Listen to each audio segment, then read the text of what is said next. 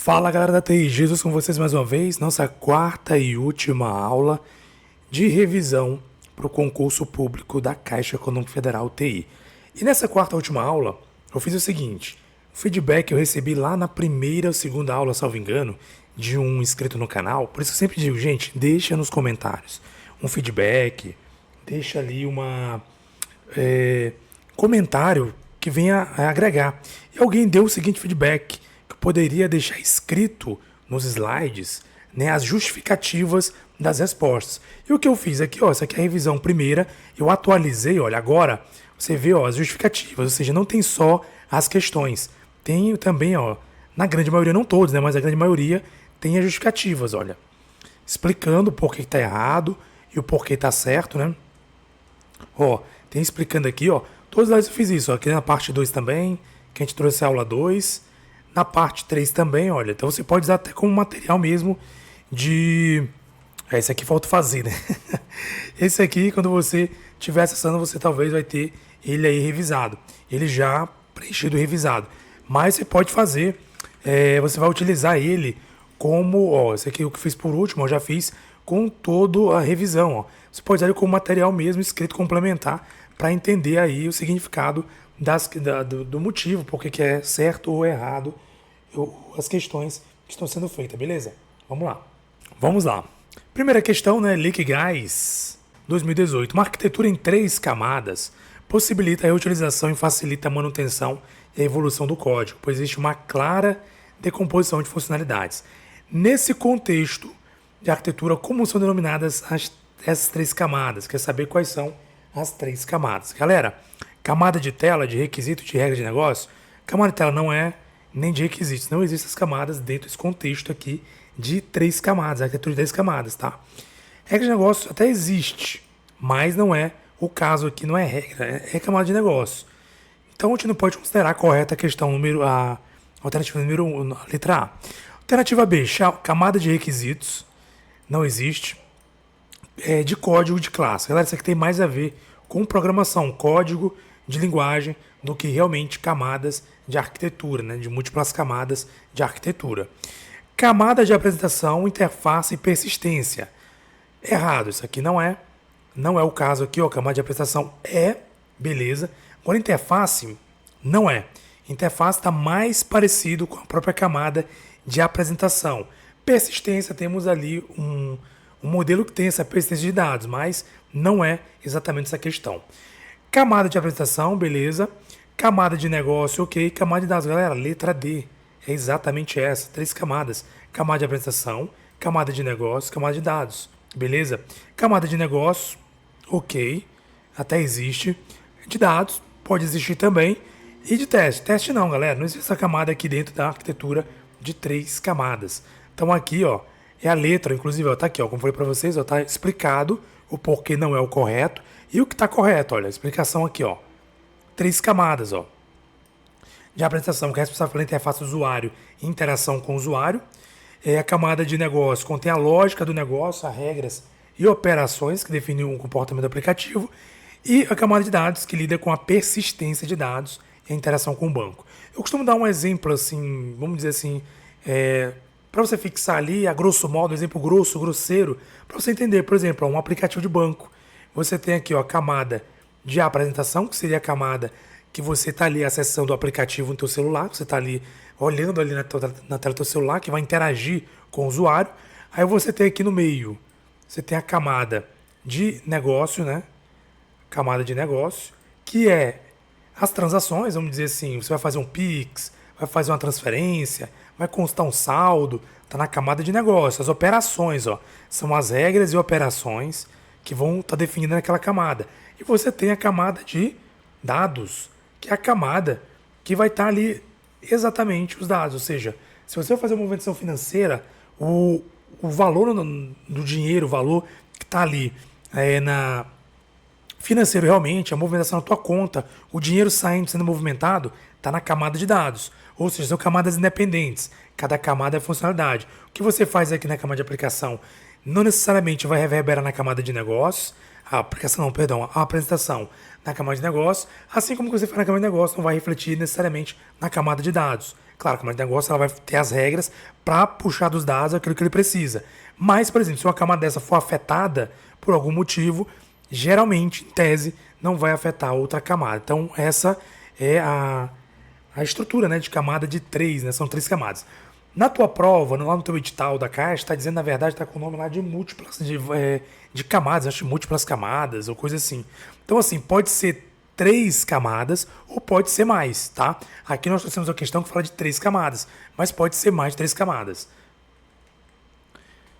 Então, aqui, ó, letra D, né? Camadas de apresentação, negócio e dados. Considere a afirmativa abaixo sobre a arquitetura de 3 camadas, também outra de 3 camadas. A arquitetura de 3 camadas é uma outra forma de designar MVC, galera. MVC é uma camada que é o seguinte, que é uma camada de modelo, né, que é model,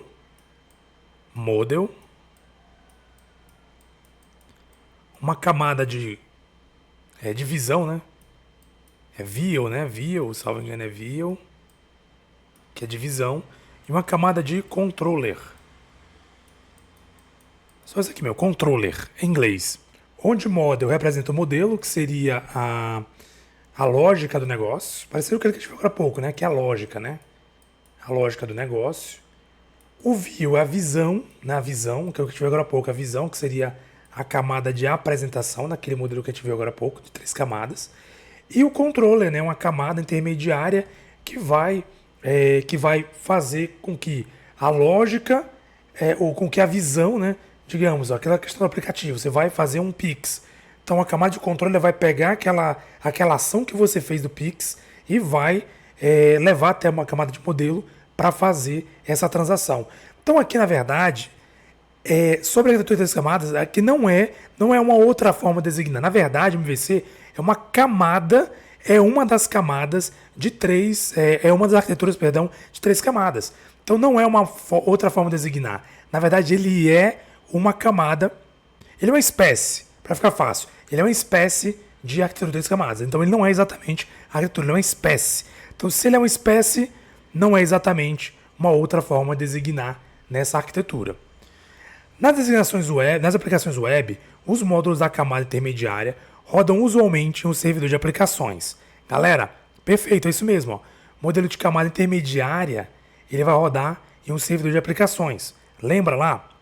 Temos a camada de apresentação, temos a camada de negócios e temos a camada de dados. Correto? Então aqui, ó, a apresentação ela vai rodar, você vai acessar o aplicativo por aqui, e aqui no negócios é onde rola o que? A questão web, né? Web. Que ele vai pegar os dados lá da camada de apresentação para poder fazer a lógica do negócio. A camada intermediária, que é essa aqui, ó, que fica entre os dados e a apresentação. Beleza? Os dados é a camada de dados. Seria um banco de dados, vamos dizer assim, a grosso modo. Então tá correto aqui, ó, exatamente isso. Tá correto. Toda a comunicação, então vou marcar aqui como correto. Toda a comunicação entre a camada de apresentação e a camada de dados tem de passar pela camada intermediária, correto? Você aqui fez aqui, por exemplo, aquele exemplo que a gente dá básico. Você coloca por exemplo, aqui, vou fazer um Pix. Faz o comando Pix, beleza? E aí a camada de negócios vai operar essa lógica e vai pegar da camada de dados esses dados para de fato operacionalizar a coisa. Então tem que passar assim. Então a 1 e a 2 estão corretas. Então a letra C. Né? Letra C. Aliás, perdão. Letra D, né? 2, 3 estão corretas. A 1 está errado. É letra D. 2, 3 apenas estão corretas. Então aqui em cima está errado. A 2 e a 3 estão corretas. Sesgran-Hill 2000 Petrobras 2011. Qual é a arquitetura de software muito utilizada para desenvolvimento de aplicação web, onde a lógica da aplicação é implementada em uma camada separada na interface do usuário, entrada de dados e a apresentação, e onde a comunicação entre as camadas se dá através de uma camada controladora? Galera, aqui sim é aquela resposta, ó, MVC, tá? Então, 3 camadas, cliente magro, servidor de aplicação no banco de dados, não é o caso. Isso aqui tem mais a ver com infraestrutura, não tem a ver muito aqui com a questão de aplicação web, desenvolvimento web. A arquitetura cliente-servidor, cliente core do banco de dados, também não, que tem mais a ver com dados do que necessariamente questão de desenvolvimento web. Arquitetura de comunicação multicamadas, não necessariamente. Ele quer saber exatamente, é bem específico, ele quer saber que tem uma camada controladora que faz esse serviço. Ou seja, isso aqui, multicamadas, não necessariamente vai ter uma camada controladora. Existem vários, né? Ou existem alguns multicamadas e são diferentes. A que tem camada controladora é MVC. A arquitetura SOA é uma arquitetura voltada para a questão web, que tem mais ali, mais a ver com a questão da, vamos dizer assim, de você fazer aplicações, né? Vou até ver aqui, tem mais a ver com a questão de criação de serviço, né? De serviço, tá aqui, ó. Por isso eu coloquei um slide explicando cada tópico e por que está errado e por que está certo, para você entender. Aqui, por exemplo, a arquitetura MVC, como eu falei agora há pouco, o model representa a lógica da aplicação, o view é a interface do usuário, que é a apresentação dos dados, e o controller, né, ele vai atuar como intermediário, que ele recebe a entrada do usuário, como eu falei lá naquela questão anterior, ele recebe a entrada do usuário e processa a lógica de negócios. Então é basicamente isso. O exemplo que a gente deu lá na questão anterior, se você não lembra, só voltar um pouquinho que você vai ver lá, eu expliquei mais ou menos como funciona o MVC. Então é exatamente isso. Resposta certa, letra D. MVC, arquitetura MVC. Bem, vamos lá. Existem 3 categorias distintas de computação em nuvem: públicas, privadas e híbridas. A primeira categoria é caracterizada por... A primeira categoria é o quê? A categoria públicas. Pessoal, lá no edital está falando de nuvem pública e nuvem privada. O edital CAIX 2024 fala de pública e privada, beleza? Vamos lá. Letra A, iniciativas governamentais e que recursos computacionais são pertencentes aos órgãos do governo. Galera, não é porque tem nome pública que é governamental. Não é esse o conceito de nuvem pública. Tá errado. Letra B, oferecer tanto SAS como PAS e IaaS para seus clientes, em que os recursos computacionais, como processadores, memória e armazenamento, são localizados em data center pertencentes a uma organização que fornece os serviços tarifados de computação em nuvem para outras empresas. Galera, é exatamente isso. Quando fala assim, são localizados pertencentes a uma organização que fornece, aqui é a mesma coisa você dizer que é um terceirizado. É um terceiro que fornece, ou seja, são nuvens públicas, por exemplo, temos ali a Google Cloud, né? Temos também outra nuvem muito conhecida que é a Azure, né? A Azure também é uma nuvem muito conhecida. Então, assim, são terceiros que fornecem mediante tarifas, né? Mediante serviços mediante tarifas para computação em nuvem para outras empresas. Ou seja, isso é uma característica da nuvem pública. Ser construída pela própria organização? Não, isso aqui, na verdade, é uma nuvem privada, tá? Tá errado porque é uma nuvem privada. Oferecer recursos para o da internet com granularidade grossa e livre, ou seja, o cliente externo aloca o necessário para a empresa, galera, de forma gratuita. Não necessariamente, muito cuidado, as bancas gostam muito disso. Aqui eu estou usando Sebrasp, porque eu não achei nenhuma questão da CES Gran Rio, mas as bancas costumam dizer, né, que é forma gratuita. Não, pública não significa necessariamente gratuita. Eu até trouxe aqui no slide a seguir as características, tanto da nuvem pública como da nuvem privada. Justamente, né, dizendo aqui como é que funciona a definição da nuvem, olha como eu coloquei aqui em destaque, ó. Oferecer provedores terceirizados por meio da internet, beleza? E olha, são compartilhados entre várias entidades, ou seja, a nuvem pública e várias entidades podem utilizar aquela nuvem, está ali disponível para quem quiser, claro, alocar recurso e geralmente também até mesmo pagar por esse recurso. E tem essa característica que é o acesso público, compartilhamento de recursos, elasticidade e escalabilidade e gerenciamento de provedor. Agora temos a privada, que a principal característica é exclusivamente para uma única organização, então que é privada, né? Pode ser hospedada internamente, né? Ou em data center dedicado de terceiros. Então pode ter terceiro desenvolvido? Pode, mas é dedicado, é só para aquela empresa. É uma nuvem privada, é uma nuvem restrita. E tem aqui, ó, característica, né? Acesso restrito, customização e controle, privacidade e conformidade, custo e complexidade. Comentando aqui mais ou menos aqui quais são as características da nuvem privada. Mais uma da banca... não, aqui é só... Aqui é a resposta, a letra B é a resposta correta. Mais uma banca Sebrasp, também sobre nuvem, que eu, como falei agora há pouco, não encontrei questões falando sobre esse conteúdo dentro da CES Gran Rio. Com relação aos modelos de implantação da computação em nuvem, julgue os itens que seguem. No modelo de nuvem pública, não há necessidade o cliente adquirir infraestrutura nem fazer manutenção, uma vez que ambas as tarefas são de responsabilidade do fornecedor. Galera, correto. Lembra que é um serviço terceirizado, é um terceiro que está ali disponível no serviço, então o terceiro é quem tem que arcar com essas responsabilidades. Então a 1 está correto. Aí o que eu faço nessa questão de opção correta para sinalizar? Onde não tiver 1, eu elimino. Elimino aqui a letra B, elimino aqui o que mais? A letra D, que não tem 1. Então ficou entre a C e a E. Vamos lá. O modelo de nuvem híbrida é muito utilizado por organizações para flexibilidade e diferentes opções de implantação. Galera, na tua prova não tem sobre modelo híbrido, só tem, na tua prova não tem o edital, só fala de nuvem pública e nuvem privada. Porém, aqui, abrindo parênteses, modelo híbrido é exatamente isso. Tem flexibilidade, você tem uma parte que é pública, características públicas, e uma parte que tem características privadas. Então, realmente, tem esse ganho de flexibilidade e diferentes opções de implantação. Então, está correto também. Onde não tiver o número 2, eu já elimino, né? Deixa eu ver se tem algum, isso aqui pode eliminar, só tem um item 1. Então, eu fiquei entre a C e a letra E. Vamos lá? Ver qual está correto e incorreto. O modelo de nuvem privada é preferido por órgãos governamentais e financeiros, por não estar disponível para uso geral. Galera, corretíssimo, é isso mesmo. Nuvem privada, como ela é restrita, é muito importante para evitar ali, né? Porque assim, é algo que o próprio governo e o próprio instituição financeira vai ter ali controle, né? Controle total sobre a nuvem. Então, tá correto. O correto é a letra, nesse caso aqui, ó, como a 1, a 2 e a 3 estão corretos, elimina a C, é a letra E, né? Todos estão certos. Por meio de um portal corporativo, usuários e administradores podem integrar informação, pessoas e processos através das fronteiras de organização por meio de uma interface baseada na web.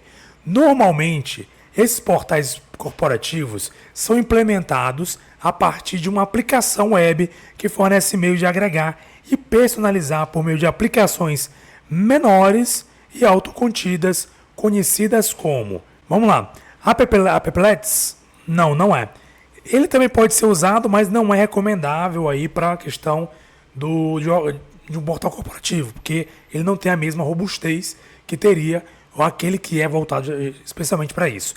EJBase é mais voltado para a parte de desenvolvimento Java, então aqui não é o caso de implantação no serviço web de portal corporativo. Letra C, Portlets. Exatamente, galera, o nome é Portlets. O Portlets é justamente isso, né? É uma aplicação web que fornece aqui, ó, aplicações menores e autocontidas. A palavra-chave é essa, menores e autocontidas, é o Portlets. Scriptlets também tem mais a ver com código Java, fragmentos de código Java, não é o caso aqui, então pode eliminar. Servlets também é algo mais voltado para os serviços Java, né? Web Java também, que não é o caso aqui do portal corporativo. Como eu falei para vocês, ó, nesse novo slide, graças ao feedback do nosso usuário, tem aqui as justificativas, o porquê não é e o porquê é correta essa aqui, beleza? Então ficou top demais agora os slides. Inclusive você pode baixar, vou deixar na descrição para vocês os slides anteriores das aulas 1, 2 e 3, para você baixar todos eles nesse novo formato que é com comentários. Ó, a resposta certa é a letra C, Portlets. O RSS é um termo abrangente que pode significar Rich Site Summary, RDF Site Summary ou Really Simple Syndication. Dependendo da versão utilizada, né? Claro, pode ser qualquer um desses nomes, esse ou esse, depende daquilo que está sendo utilizado. Trata-se do termo da família XML, voltado especialmente para... Letra A, elaboração de perfis de usuários. Galera, nada a ver, não é essa a finalidade do RSS. Letra B, seleção de recursos da internet. Também não é isso, né? Marcar um X na verdade. Não é essa a finalidade, deixa eu excluir aqui. Não é essa a finalidade do RSS. Análise e assinatura de base de dados. Não é, galera. Não é, tem a ver com web, não é base de dados, não tem nada a ver com base de dados. Captura automática e distribuição de conteúdos da web. Galera, correto. O RSS é uma maneira de capturar e distribuir, né, conteúdo do sítio web. Ali, por exemplo, é trazida ali uma atualização, por exemplo, ali do RSS, né, que vai trazer ali para o usuário, por exemplo, você recebe um RSS ali por exemplo, você acompanha um podcast, você assina ali o RSS. Essa assinatura do RSS é para você ter acesso ali por exemplo, quando é lançado naquele site ou naquele podcast, por exemplo, você receber aquela atualização. Então, justamente isso, é a captura automática e distribuição de conteúdo de sítios na web. Envio automático conteúdo específico para desktop? Não é para desktop, ele é para web, né, galera? Então, ó, letra D, né? O modelo de acessibilidade em governo eletrônico, o EMAG, isso aqui está lá na prova, tá? Para você estudar isso aqui, o EMAG. Eu vou até colocar aqui no próximo slide, você vai ver, tem o link, você pode clicar, acessar, dar uma lida, porque é importante. Isso aqui, de vez em quando, cai em prova. Define recomendações que norteiam o desenvolvimento e adaptação de conteúdos do governo federal. Esse documento é importante, é uma importante norma brasileira que orienta o desenvolvimento de sites acessíveis, né? E acessibilidade, sendo uma versão especializada do WCAG, que é o Web Content Accessibility Guidelines. Entre as recomendações de acessibilidade do EMAG no design de websites, inclui-se impedir o redimensionamento da página, na verdade, é o contrário. Ele sugere, na verdade, ele coloca lá como uma recomendação. É uma recomendação de você ter um redimensionamento de página. Utilizar, inclusive para vários aplicativos diferentes, né? vários dispositivos, na verdade, diferentes. Utilizar apenas cores para diferenciar elementos. Isso aqui está errado também, por quê? Porque não é apenas cores, né? Existem ali algumas recomendações que vão além de cores. Provocar automaticamente alterações de contexto. Não. Na verdade, o usuário ele tem que optar se ele quer alteração ou não de contexto. Então, o usuário é quem vai optar por essa alteração. Você não pode, ali não é recomendado, né? Dentro do EMAG, não é recomendado ser feito sem que o usuário ele venha realmente ali assumir que ele quer aquela alteração de contexto. Sempre utilizar o uso de CAPTCHAs em questões de segurança. Nem sempre, galera. Nem sempre. Pode utilizar às vezes, pode não utilizar, não é sempre. É claro, sempre que necessário, não é sempre utilizar. Existem regras e exceções. Garantir um contraste mínimo entre o plano de fundo e o primeiro plano. Era correto. Um contraste mínimo, né? Para evitar ali um contraste muito pesado que dificulte ali o acesso. Lembra que a gente está falando de acessibilidade, né? Acessibilidade. Então, você tendo um contraste muito forte, pode atrapalhar uma pessoa ali na hora da visualização de uma página. Então, é letra I, galera. E deixa uma recomendação para você na próxima página. Ó. O link, você pode clicar nesse site do EMAG, portal EMAG, dar uma lida lá, porque lá tem algumas regrinhas, né? Tem alguns conteúdos ali, para você ter uma noção mais ou menos do que é recomendado ou não dentro ali do sistema EMAG, do portal EMAG. Dois modelos de capacidade de desenvolvimento de software muito utilizados no Brasil são o MPS-BR e o CMMI. Ambos estão no seu edital, beleza? Ambos são similares, porém CMMI possui 5 níveis de maturidade, enquanto o MPS-BR possui 7 níveis. Entre ambos há uma correlação que mapeia, por similaridade, de exigências os níveis de MPS-BR aos do CMMI. Em que nível que o CMMI, quer saber, ó, se espera que seja uma empresa certificada no nível C de maturidade MPS-BR? Bem, ele está dizendo que existem aqui, olha, o CMMI ele apresenta 5 níveis, enquanto o MPS-BR possui 7 níveis. Em algum momento existe uma correlação entre os dois. Ele quer saber em que momento, né, o nível CMMI se espera que a empresa, né, certificada do nível C esteja de maturidade, né, do MPS-BR. Ele quer saber aqui no CMMI, de uma dessas alternativas aqui, qual é a que está no mesmo nível C do MPS-BR. Para ajudar a te entender isso, olha, eu coloquei um para você revisar, coloquei uma tabelinha para você observar. Olha, aqui tem o nível de maturidade do MPS-BR e aqui tem a maturidade do CMMI. Então veja, para a gente comparar, o parcialmente gerenciado está aqui na fase inicial do CMMI. O gerenciado ele está na fase 2 aqui, ó, 2. O parcialmente definido e até o largamente definido e o definido estão aqui, ambos os três estão aqui, ó, no 3, né? Os três estão no 3, até rimou, né?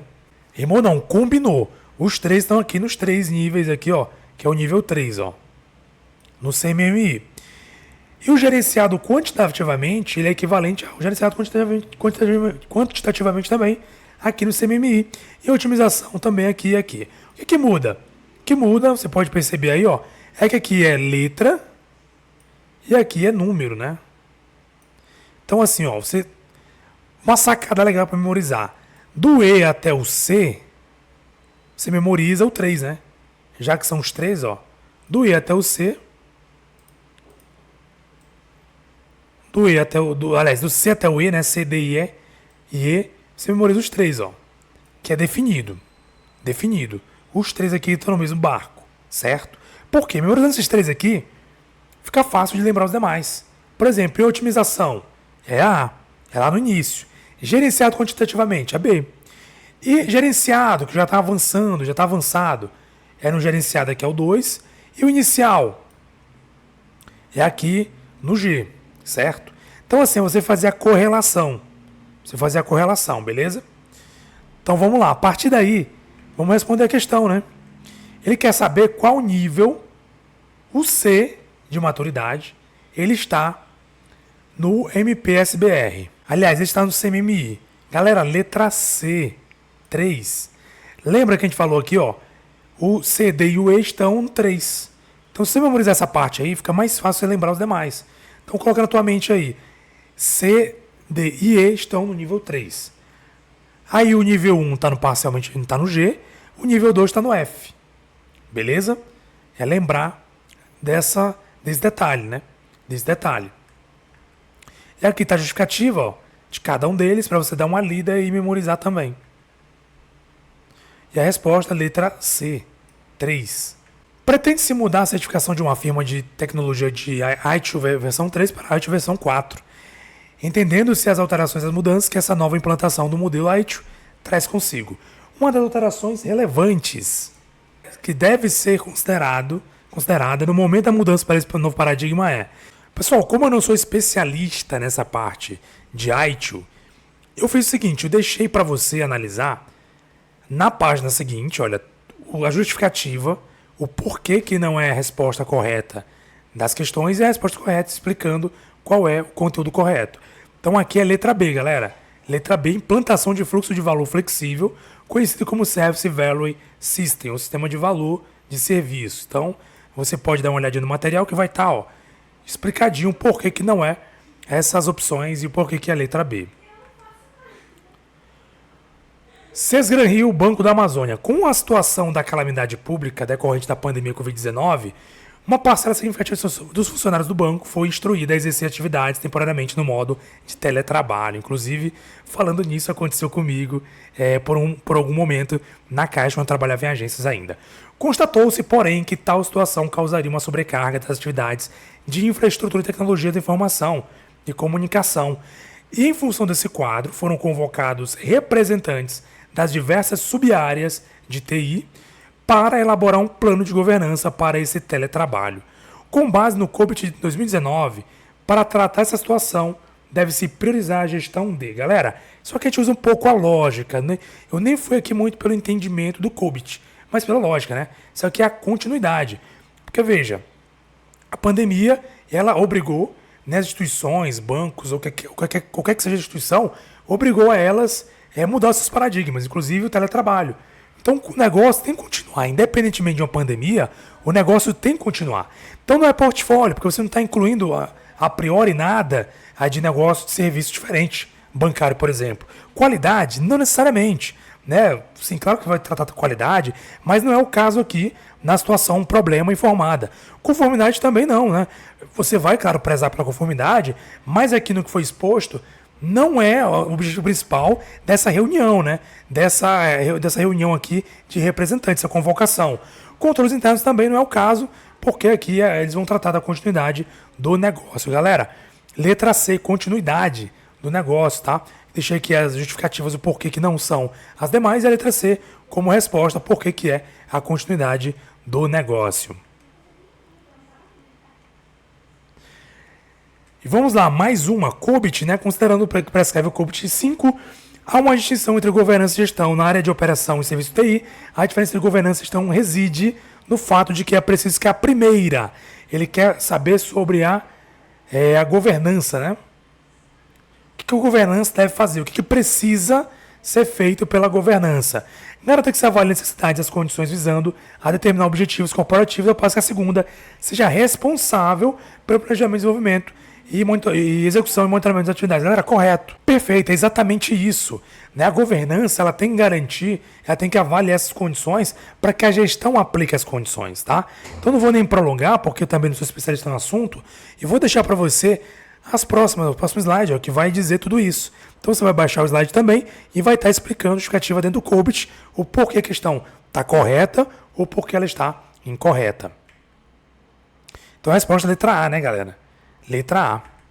E aqui finalizo mais uma aula, a última aula, fechando aqui todos os conteúdos. Claro que eu não estou dizendo para vocês que as 4 aulas vão ser suficientes para você conseguir assim, zerar a prova. Eu conto que você tem estudado alguma coisa. Aqui é só para você ter o norte, ter uma revisão, dar uma olhada em tópicos importantes que, quem sabe, pode te ajudar na hora de fazer a prova. Então, muito obrigado por ter acompanhado.